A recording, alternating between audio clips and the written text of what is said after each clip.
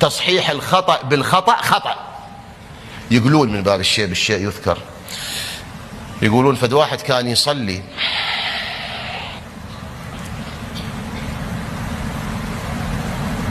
بصف مع صلاة جماعة، يقولون سمع صدق مو صدق، رسالة فكرة ما.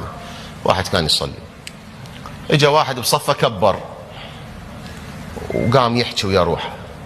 طبعا من حكى ويا روحه صلاته ايش صار بيها؟ قام يحكي بصوت، يعني بطل الصلاة. هذا اللي بصفه قال له انت مو قاعد تصلي؟ هو يصلي. قال له انت مو قاعد تصلي ليش بطل صلاتك؟ زين هو من قال له